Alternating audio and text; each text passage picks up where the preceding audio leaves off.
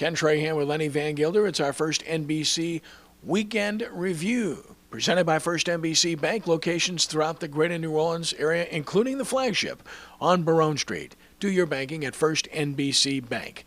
The Super Bowl is set, New Orleans on February 3rd, Mercedes-Benz Superdome, and it's the Brother Act, not the Sister Act, not that movie, but we could do another one and call it the Brother Act, if you will. And that story is going to be pummeled into oblivion, as I wrote at sportsnola.com this morning. Lenny Vangilder joining me to talk about it. And Lenny, I was 1 for 2. I thought the Patriots would win at home. I gave them a vote only because they never lost at home in an AFC championship game. That changed. I wasn't surprised that Baltimore won, and I wasn't surprised that San Francisco won. Although looking at both games, they could have gone either way. Absolutely. I mean, both the home teams had a lead at halftime. Both home teams did not score a point in the second half.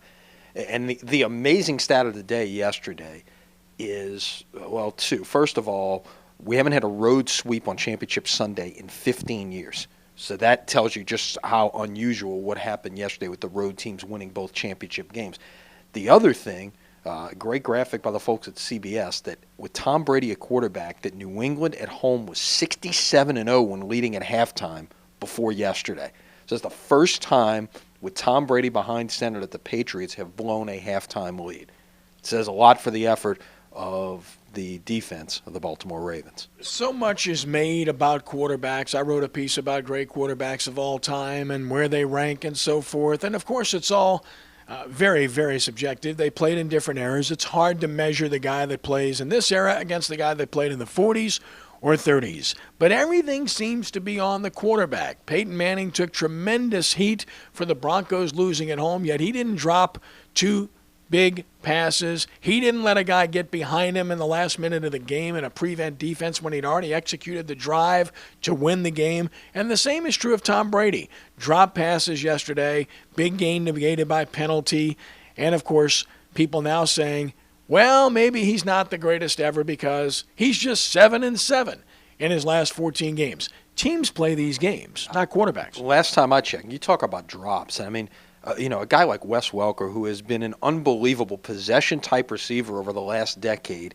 is his legacy going to be 2 drops, one in the Super Bowl and then the one yesterday that forced New England to punt? Baltimore goes down, scores, never looks back at that point.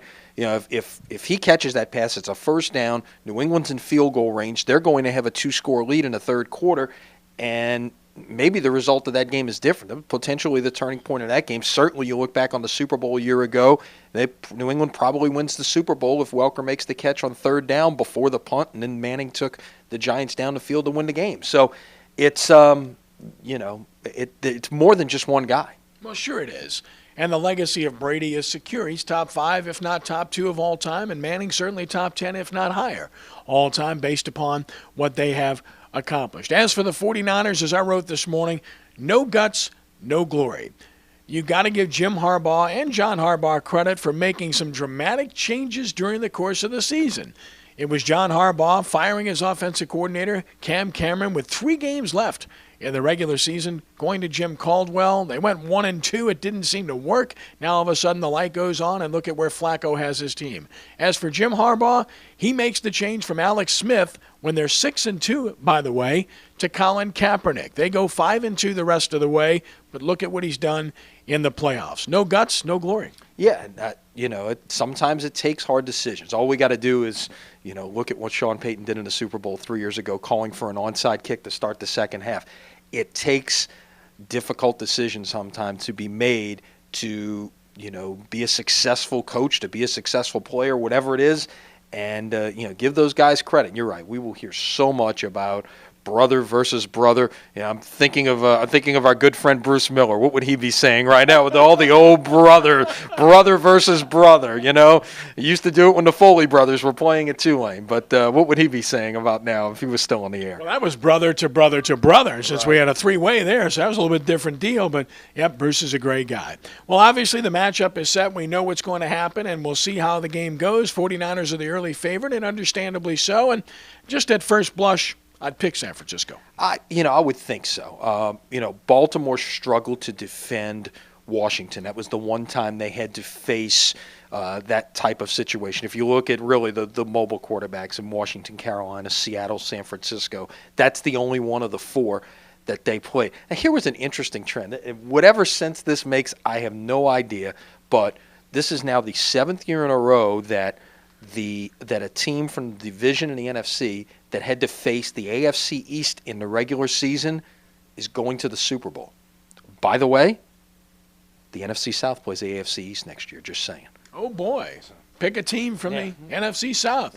Let's see where it goes. Finally, the Hornets playing a matinee on Martin Luther King Day at noon, coming off of a tough loss to Golden State. But that said, as I wrote after the game in my op-ed at sportsnola.com, the Hornets have become an eminently more entertaining team. They've scored over 100 points in 3 of their last 5 games. People pay to be entertained. You want to win.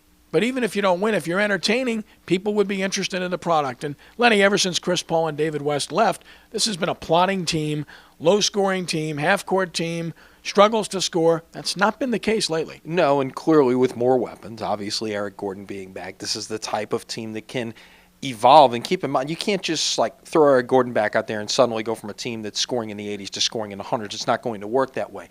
But now that he's been back on the practice floor, they've had some time to be together. You're going on almost a full month now.